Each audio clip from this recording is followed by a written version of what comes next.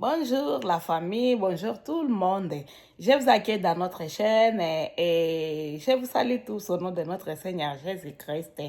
Aujourd'hui, nous sommes le dimanche après l'église. J'ai décidé de partager un sujet avec nous sur comment éduquer nos enfants à l'âge de puberté.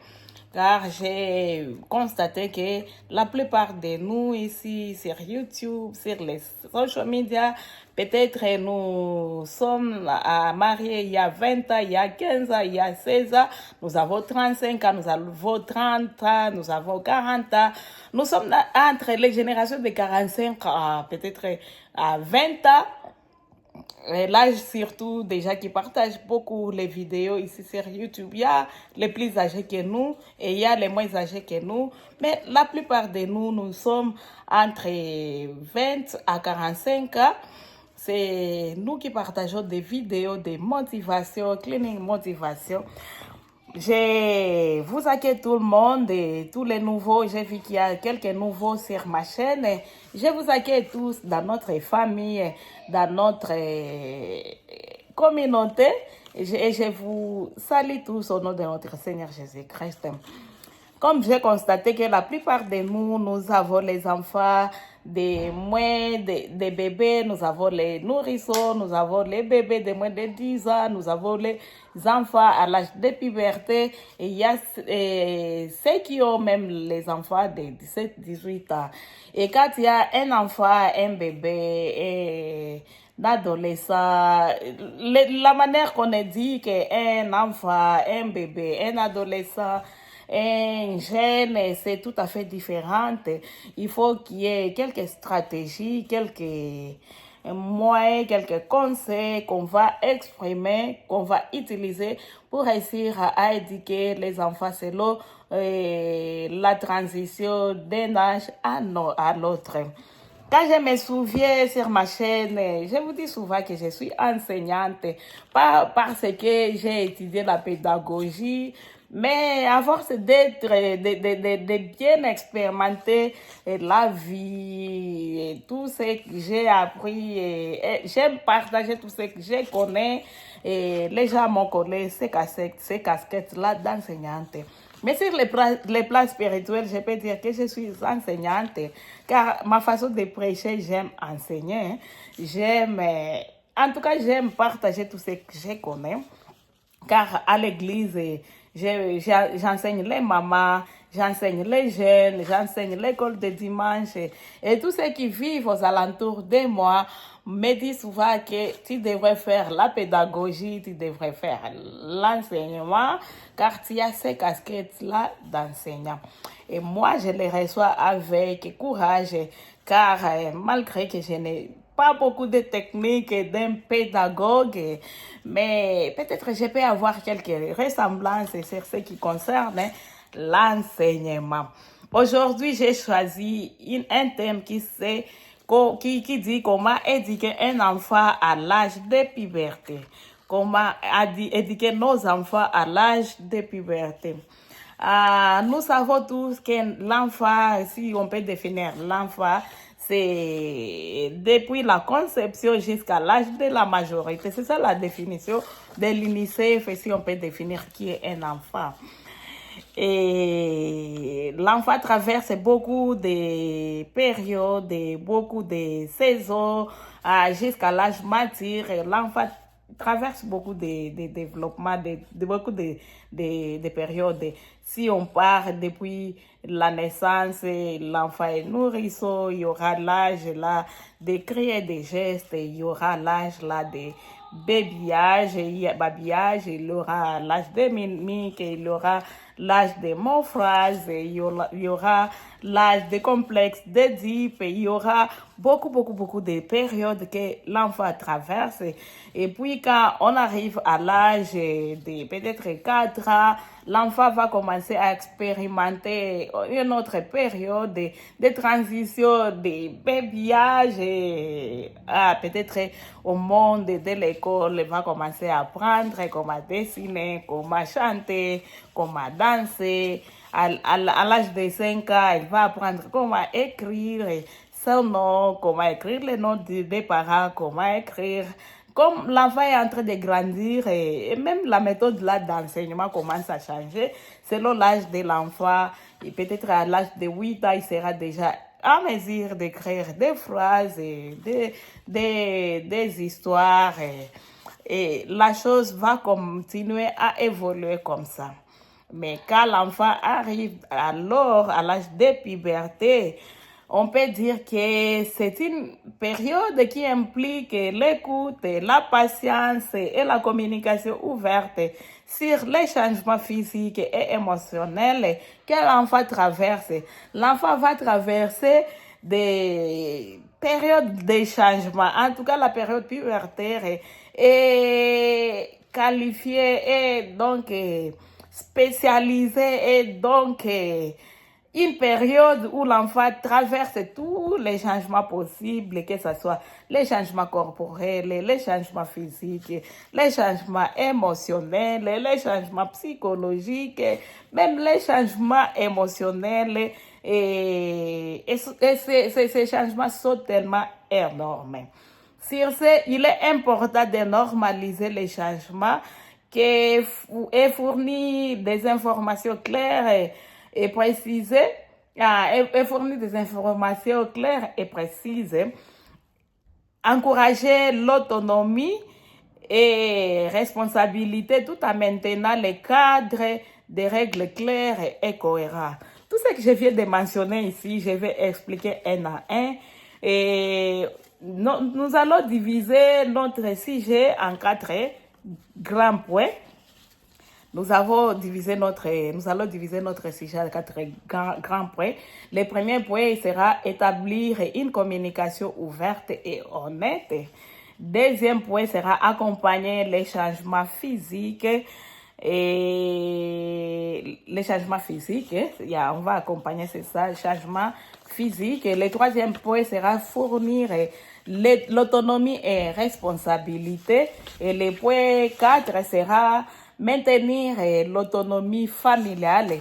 Tous les 4 points que je viens de mentionner là concernent surtout les parents. Ça concerne surtout les parents. Et le dernier point, au cas de complications, nous devons consulter les professionnels si ça nécessite. Ok, comment établir une communication ouverte et honnête aux enfants? Qu'est-ce qu'il faut pour établir une communication ouverte? À ce niveau, on doit aborder des sujets. On va aborder des sujets plus tôt. Par exemple, tu peux commencer à parler très tôt à ton enfant sur, avant même qu'il entre vers les pubertés. Car ici, en Europe, peut-être en Amérique, en Australie, l'âge puberté commence très, très, très tôt, de manière qu'on ne s'attendait pas même à cet âge. Car je connais en Afrique, on peut commencer à parler d'un enfant, des règles, menstruation, peut-être 12, 13 ans, 16 ans, 17 ans.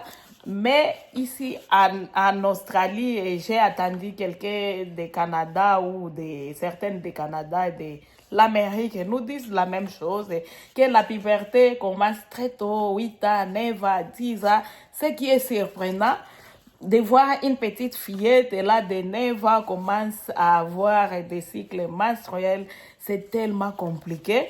Et parfois l'enfant, toi tu ne t'y attendais pas et même l'enfant aussi n'y connaît rien. En tout cas, c'est très compliqué pour les parents, que ce soit pour les parents, que ce soit pour l'enfant, que ce soit tout le monde. C'est très, très, très surprenant et très, très compliqué pour nous. Sur ce, ça sera bien de commencer à aborder ces sujets très tôt pour établir ça sera bien de commencer à parler de bien avant pour commencer l'utilisation de langage clair et adopté à l'âge de l'enfant. Par exemple, comme j'ai dit que ici, la puberté commence très tôt, vers 8 ans, vers 9 ans. Pourquoi il faut commencer à parler très tôt à ton enfant concernant ça? Imaginez un enfant de 8 ans, elle ne connaît rien. Un enfant de 9 ans, elle ne connaît rien. parfois il peut commencer ses règles, car le commencement des règles, ça peut arriver même en état à l'école, en état à l'église, en état en jouant avec ses frères. Et une fille qui voit des taches de ça sur son caleçon ou là où elle s'asseyait. En tout cas, c'est très, très, très embarrassant, c'est très, très surprenant. Et elle ne sait même pas comment s'y prendre.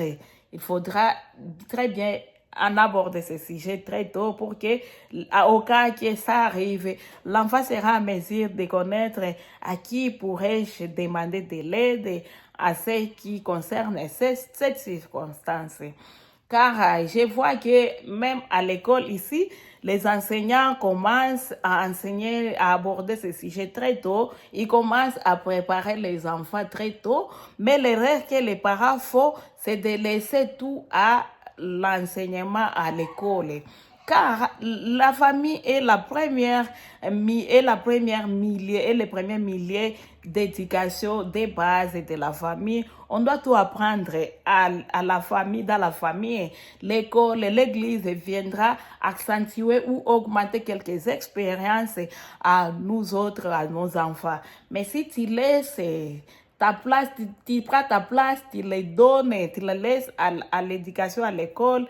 Il y a ce qu'on enseigne même à l'école que peut-être tu ne voudras pas que ton enfant puisse y participer. C'est pourquoi quand ils vont aborder certains sujets, ils demandent la permission si tu voudras que ton enfant puisse participer dans ces séances. Ils demandent la permission. Et aborder des sujets pareils pour essayer de faire comprendre ou d'essayer d'expliquer à nos enfants les changements qui les guettent bientôt.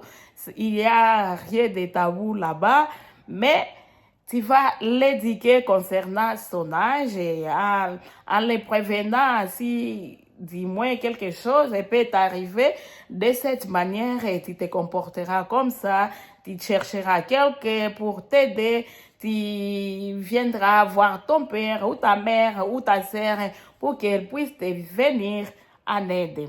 Sur ce, il n'y aura pas de tabou là-bas. En abordant quelques sujets concernant surtout la transformation du corps de l'enfant.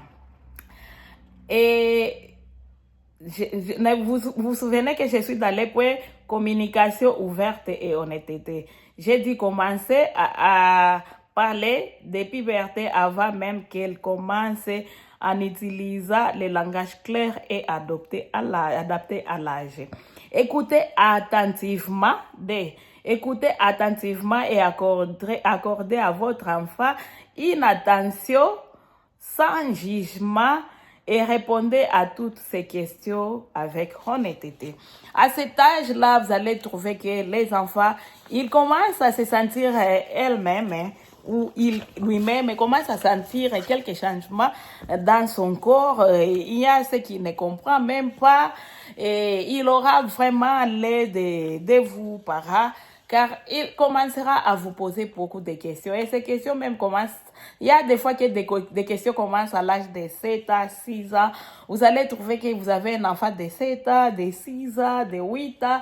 Il pose des questions. Parfois, il pose même des questions compliquées. Il peut dire il peut demander à son père, qu'est-ce qu'il y a entre tes jambes? Il y a des parents qui répondent à leurs enfants car ça c'est un saucisson. Il y a ceux qui disent ça c'est un concombre. Il y a ceux qui disent, chacun donne sa réponse de son choix. Pour la maman, en tout cas, il y a des réponses que chacun donne selon sa préférence. Mais il serait mieux de dire à l'enfant la vérité. Imaginez, tu as dit à ton enfant que ce qui se trouve entre tes jambes, c'est un saucisson. Et demain, quand tu amènes les saucissons pour qu'il mange, et l'enfant va dire que moi, je mange les saucissons de papa. Quand tu ne l'as pas dit la vérité. Il faut que tu puisses le dire la vérité, répondre à ces questions. Selon son âge, en répondant à ces questions, tu peux utiliser même la méthode infantile pour essayer de répondre à ces questions. Il y a des fois que les enfants demandent comment l'enfant vient au monde, et comment est-ce que vous mettez au monde, et s'il voit une femme enceinte, qu'est-ce qu'il y a ici dans ta ventre, et comment est-ce que c'est arrivé comme ça. Il y a des questions pareilles. Hein? Il y a des questions pareilles. Imaginez, pour un enfant puberté, il a déjà l'idée avec les social media, avec les réseaux sociaux. Vous allez voir que l'enfant a déjà idée, peut-être il connaît déjà ce qu'il te pose, peut-être on l'a déjà enseigné à l'école, mais il n'avait pas confiance à la réponse ou à ce qu'on l'a enseigné. Il veut avoir quelque chose en provenant de vous, et si vous mentez à vos enfants, ça sera un peu compliqué. Peut-être il y a des enfants qui ont grandi avec des confusions énormes, car à partir des questions qu'ils avaient posées, les réponses qu'on les avait données, et ils ont resté dans des confusions. Partagez vos propres expériences. C'est-à-dire, vous devez raconter à vos enfants vos propres expériences quand vous étiez à l'âge de puberté. Quelles sont les circonstances, quels sont les événements, comment est-ce que vous avez traversé ou vous avez crossé cette période, quel a été vos souhaits, quel a été vos désirs, et quel a été les changements qui vous ont inquiété, qui vous ont surpris. Exprimez à vos enfants, expliquez-leur vos changements et votre expérience pour que vous puissiez construire l'effet là d'être à l'aise à ces changements. Quand tu leur expliques ton expérience, il se sentira à l'aise à tous les changements qu'il est en train de constater dans son corps. Soyez patient et compréhensif, car c'est une période émotionnelle. Les enfants, il y a certains enfants qui deviennent trop méchants, trop orgueilleux, ils n'écoutent personne, ils pleurent chaque fois, comme si ce sont des filles, ils pleurent chaque fois. Quand vous les demandez de stopper ceci ou cela, ils pleurent. Parfois, ils fâchent, et parfois, ils crient, et parfois, ils montrent beaucoup des émotions dans tout ce qu'il fait. Il faut faire preuve de patience et de la compréhension face à son humeur ou au comportement difficile. Car il y a des fois que les enfants deviennent difficiles, et vous allez vous souvenir que c'est à cette période que certains enfants gâchent leur vie, gâchent toute leur vie pendant la période de puberté s'ils n'ont pas reçu les soutiens, et surtout sur les plans émotionnels ou la compréhension du comportement de nos enfants. Tu deviens tout de plus en plus méchant, tu deviens de plus en plus rigoureux. Il faudra faire attention, faire toutes choses avec modération pour essayer de récupérer l'enfant. Le deuxième point, accompagner les changements physiques. Ok, ici, il faudra discuter les changements attendus tels que la croissance des seins, le développement des poils pubiens entre les aisselles, la menstruation chez les filles, peut-être la voix grave pour les enfants, les pommes d'Adam, les poils au niveau des poitrines, au niveau des cuisses pour les garçons, l'élargissement du bassin, l'augmentation des volumes du pénis. Il faudra normaliser les changements en assurant à votre enfant que ces changements sont normaux et font partie du passage de l'âge d'adulte. Car tout le monde, pour devenir adulte, il doit traverser ces moments-là.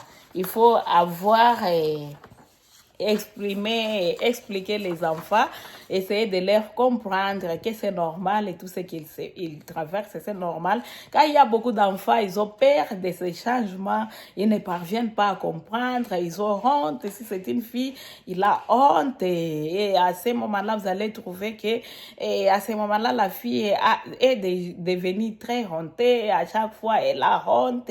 Elle ne peut pas traverser là où il y a les garçons, elle ne peut pas traverser là où il y a les hommes. Et à ce moment-là, il faudra accompagner même ton enfant, une fille, à l'achat de leurs petites habits, des sous-vêtements, les soutiens.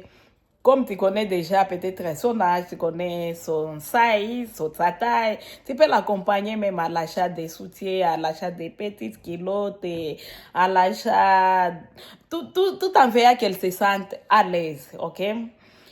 Parler de la santé sexuelle et aborder des questions de sexualité, c'est là où il y a les tabous dans notre communauté. Les enfants, les mamans surtout ont difficulté de parler de sexualité à leurs enfants. Vous savez que ton enfant est déjà dans l'âge dangereux à ce moment-là et peut tomber enceinte facilement, ou le garçon peut engrosser une fille facilement. Il faudra l'expliquer les dangers qui en découlent, les dangers qui peuvent survenir si il essaie ou elle essaie, les relations sexuelles, il y a les maladies sexuellement transmissibles, il y a aussi les infections vaginales, les infections sexuellement transmissibles. À ce moment-là, il faudra être clair tout en expliquant à ton enfant la manière de se protéger contre toutes ces infections sexuellement transmissibles. Le point 3, favoriser l'autonomie et la responsabilité de vos enfants. Permettez à vos enfants de prendre des décisions claires. Sur ces points, vous allez trouver que vous avez 4 enfants, vous avez 5 enfants. Il faudra que tout le monde puisse connaître que celui-ci est notre grand. Il a une décision à prendre. Il a ce qu'elle peut nous dire. Si elle est née, elle peut donner des injonctions à ses petits frères et elle peut leur dire comment faire. J'ai de l'expérience en ça. Mes enfants, souvent, j'apprenais les filles comment faire la vaisselle, comment faire le lit.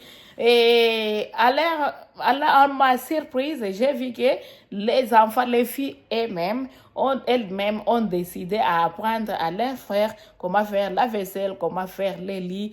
Ils ont fixé les programmes elles-mêmes. Ils ont dit qui va nettoyer, qui va faire la vaisselle les lundis, les mardis, qui va faire ça les samedis. Ils ont elles-mêmes mis les programmes que tout le monde doit suivre.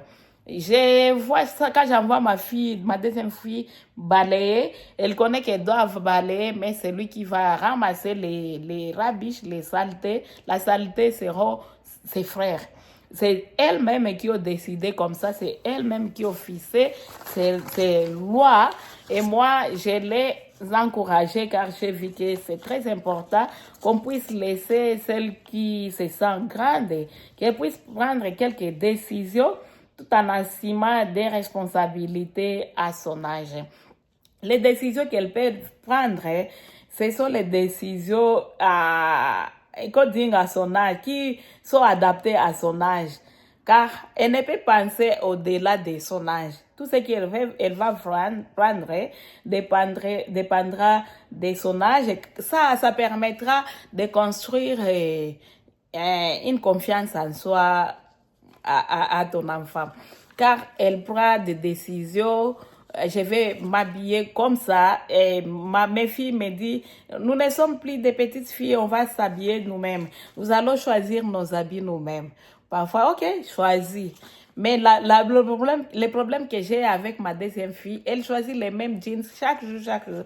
Moi, j'achète les habits chaque jour. Tu dois changer, tu ne vas pas porter les mêmes t-shirts, les mêmes pantalons chaque jour. Mais elles aiment quand elles se choisissent elles-mêmes les habits à porter. Ok. Écoute, encourager l'indépendance, c'est-à-dire vous avez déjà appris à vos enfants comment lessiver, comment faire cuire quelques petites nourritures, comment nettoyer la maison. Parfois, en encourageant la confiance, vous n'êtes pas là-bas pour les souvenirs et ce qu'il faut faire. Il faut qu'ils construisent en eux-mêmes que je dois faire ceci, c'est mon tas de lessiver, c'est mon tas de cuire. Ils peuvent décider même de cuire des petites choses, les œufs, les riz. Si c'était un enfant qui est une fille de 16 ans déjà, elle est à mesure même de cuire la nourriture que toute la famille va manger. Et comme ici, les enfants souvent n'aiment pas faire les travaux ménagers, à ce moment-là, il faudra développer cet esprit-là d'indépendance et de responsabilité. Et je répète souvent ici que j'ai toujours dit que j'ai toujours voulu que toutes choses soient nickel et à force de faire toutes les choses moi-même en corrigeant tout et les autres, et même mon mari et mes enfants commencent à refuser que je puisse les envoyer. J'ai vu que ça c'est très dangereux pour eux car ils n'apprendront rien. Alors j'ai décidé de les laisser faire ce qu'ils veulent faire tout en contrôlant, tout en les orientant en tout ce qu'ils font elles-mêmes. Valoriser ses qualités. Souligne ses réussites et ses propres... ah non, non. Souligne ses réussites et ses progrès afin de renforcer l'estime de soi. Si ton enfant a des qualités, encouragez-la, félicitez-la. Si elle fait bien, félicitez-la. Si elle étudie et reste à l'école, félicitez-la. Et tout ce qui est qualité positive, encouragez ça. Et tout ce qui sont qualités négatives, essayez de les combattre, mais avec modération. Ça permet de construire l'estime de soi en elle-même. Le point 4, maintenir l'ambiance des familles sereine. Passer du temps ensemble avec nos enfants, en famille, peut-être on pouvait faire des sorties en famille, cuire et de nourriture en famille, partager les repas du soir et du midi ensemble. Mais il y a les challenges à ce niveau car les enfants ici, elles sortent de l'école et elles rentrent dans leur chambre avec leur laptop et ils restent là, vous mangez les foufous, ils disent qu'ils vont manger les riz, vous mangez, quand vous préparez les riz, ils vont dire qu'ils vont manger les pains. Ils ne veulent pas même manger ce que vous préparez. Ça devient challenging car ça ne crée pas l'ambiance là des familles. Mais quand vous préparez, vous mettez aux alentours d'une table. À ce moment-là, vous profitez à discuter comment était ta journée, comment était l'école, comment était le travail, qu'est-ce que tu as vu aujourd'hui, qu'est-ce que tu as vu aujourd'hui. Même discuter ce que les enfants ont regardé à la télé pendant la journée ou tout ce qu'ils ont fait, ça permet de construire une cohésion familiale et construire des liens et renforcer des liens familiaux. Soyez un modèle positif, c'est-à-dire nous les parents, nous devons être des modèles positifs et montrer nos enfants des modèles positifs à suivre. Imaginez si tu as une maman qui passe ton temps en train d'insulter les gens sur les réseaux sociaux, tu t'attends que tes enfants puissent être respectueux. Non, moi je ne crois pas. Même la Bible nous dit telle femme, telle mère, telle fille. Si tu as un comportement bizarre, assure-toi que 80% de tes filles auront ce même comportement. Les papas, si tu es très méchant, assure-toi que même tes fils auront ce même comportement. Sur ce, il faut construire les comportements modèles. Je me souviens quand on était au Malawi, parfois nos maris, j'ai dit, pour ne pas dire mon mari seul, parfois nos maris nous aidaient avec des travaux ménagers, par exemple, puiser de l'eau. Et je me souviens un dimanche, mon mari était parti puiser de l'eau pour moi. Je m'étais trouvé que je n'ai pas de l'eau pour torchonner ma maison. J'étais partie avec un seau pour que je puisse récupérer même de l'eau salée que je peux utiliser pour torchonner ma maison. Et il y avait des petites filles, des adolescentes qui manquaient le respect aux hommes. Il y avait une maman aussi, je ne peux dire, elle était de quelle province, elle était congolaise, mais je ne peux pas vous dire elle provenait de quelle province, car cette province a la réputation, une mauvaise réputation de manque de respect à tout le monde. Cette maman, quand un homme l'avait demandé service, la maman avait répondu que il n'y a pas des hommes ici au Congo. Les hommes sont au Congo. Ici au Malawi, il n'y a pas des hommes. Je me souviens, mon mari l'avait posé la question. C'est-à-dire que nous sommes des femmes ici. Et comme elle a vu que la personne qui la pose la question est une responsable et lui a posé la question, est-il marié? Je savais qu'elle n'était pas mariée, elle avait des enfants. Je ne sais pas dans quelles circonstances elle s'est séparée avec son mari. Et bon, j'ai dit à mon mari, laissez-le terminer à puiser de l'eau, vous allez puiser après. Et là aussi, je voyais parfois les enfants manquer de respect. Si tu vois sa maman ou son père, tu donnes les rapports aux parents, les parents vont accentuer. Ils vont t'insulter aussi et ça ne me faisait pas bien et ça ne donnait pas un bon exemple à suivre car nous devons montrer l'exemple à nos enfants et de manière positive et de manière saine. Éviter les conflits inutiles. Nous, les parents, nous devons éviter les conflits inutiles entre nos enfants, entre nous les parents. Par exemple, il y a ce qui ne va pas entre nous, les papas et les mamans. Même si les papas devraient se fâcher, il ne doit pas montrer à tes enfants comment est-ce qu'il est en train de se fâcher contre toi. Ou toi, maman, tu ne peux pas... crier à ton mari devant tes enfants, même si tu ne peux pas, il ne faut pas que tu aies des conflits dans les quartiers avec la maman D, avec les papas D, avec tes amis, avec tes frères. Il ne faut pas avoir des conflits à gauche, à droite. Nous devons être des exemples et nous devons nous forcer à éviter les conflits inutiles. Il y a des enfants qui aiment se battre, il y a les enfants qui aiment s'insulter entre eux en famille. Si tu as les enfants qui aiment se battre, et à tout le temps ils se battent, et dans tout le temps il y a des conflits en famille, tu dois veiller à ce que tu limites ou tu arrêtes ces conflits immédiatement, car en tant que frères et sœurs, ils doivent s'aimer inutilement. Il n'y a pas moyen qu'ils puissent avoir des conflits entre eux. Ils sont des pères et des mères. Et parfois, il y a peut-être les enfants du frère ou de la tante ou d'autres visiteurs à la maison. Il faut qu'ils respectent tout le monde qui vit à la maison, car c'est à ce niveau-là que les enfants, beaucoup d'enfants deviennent très, très, très impolis.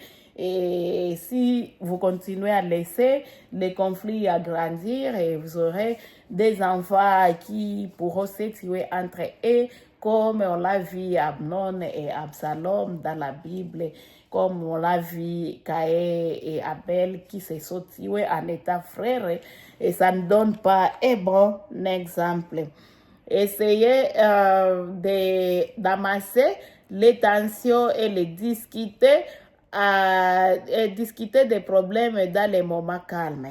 Si vous avez constaté qu'il y a les conflits, peut-être le papa n'est pas content du comportement de la maman ou la maman n'est pas contente du comportement du papa, veuillez entrer dans votre chambre et terminer tout dans votre chambre.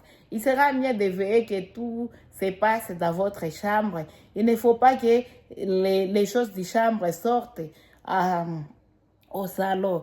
Même si ce sont les choses positives, vous avez un projet à faire et ils ne font pas cacher à vos enfants non plus.